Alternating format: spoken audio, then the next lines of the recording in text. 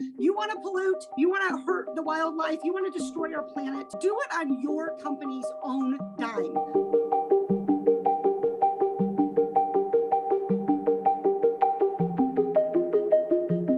Look, I get it. You drill in the Arctic refuge, you take out oil and gas, and you poison the planet. Bad enough.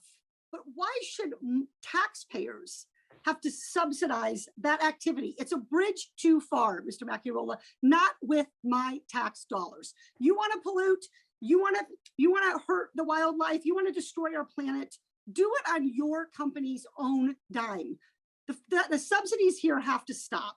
Thanks for your question. Mr. Bird, I want to turn, that's not a question, Mr. Macchiarola, that's a fact. This isn't your first rodeo. You've come to testify before in Congress, and you've worked on these issues for a long time.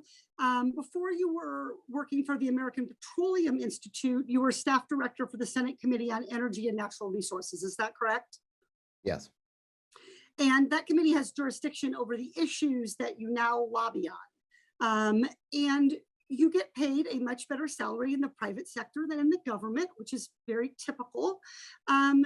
And your companies, they're part of capitalism. They invest, they take risk, they earn money, they share that money with shareholders.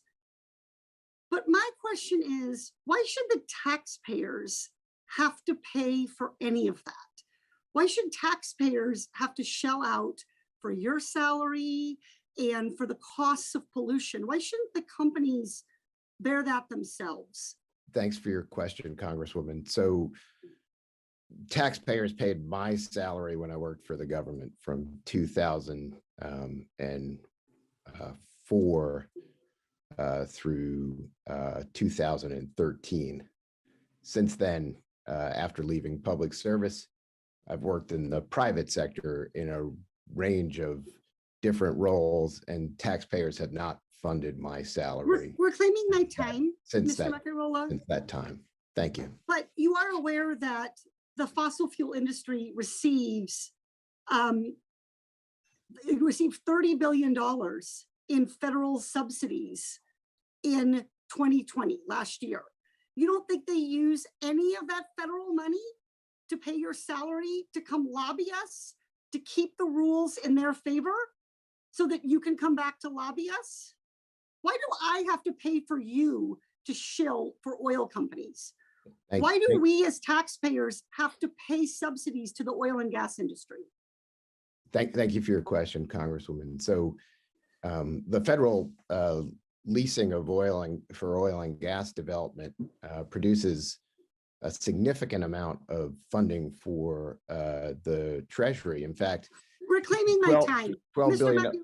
I'd like to explain. Mr. Macchiarola, excuse me, but the evidence is clear. We taxpayers subsidize the oil and gas industry. We did it this year alone in the middle of the world's greatest pandemic, $15.2 billion in direct pandemic relief alone to fossil fuel companies.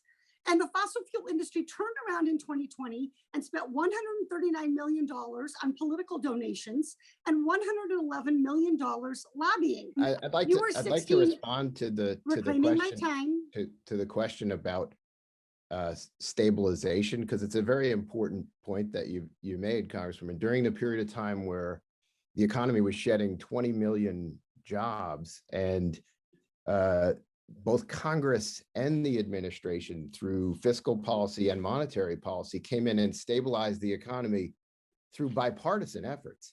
We're claiming my time, Mr. Macchiarola. There's nothing magical about bipartisan. The vast majority of your political contributions are to Republicans. And during that period from March to August, when you were receiving, the oil companies were receiving $15.2 billion in direct relief, you laid off 107,000 workers from that March to August. Now I want to talk to Mr. You referenced my congressional experience. I actually have found that there is something magical about bipartisan. It's something that this Congress we're claiming my time, could actually take a lesson from bipartisanship, and to be able to move forward on some of these important issues, Congressman. Thank you for your question.